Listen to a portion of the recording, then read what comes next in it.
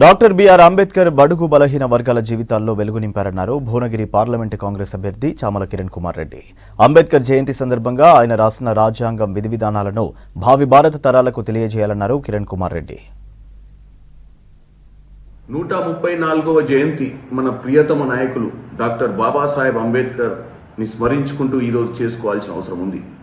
ఎందుకంటే భారత రాజ్యాంగ ప్రదాత ఆయన బడుగు బలహీన వర్గాలకు ఒక వెలుగునియాలన్న ఆలోచనతో ఈ రాజ్యాంగాన్ని రాయడం జరిగింది. ఈ రోజు మనమందరము భావి భారత తరాలకు కూడా ఆయన చేసినటువంటి ఈ యొక్క రాజ్యాంగాన్ని రాసినటువంటి విధి విధానాలను తెలియాల్సిన అవసరం ఉంది. కాబట్టి ఈ యొక్క జయంతిని మనమందరము కూడా ఈరోజు ప్రతి ఊర్లలో చేసుకోవాల్సిన అవసరం ఉంది.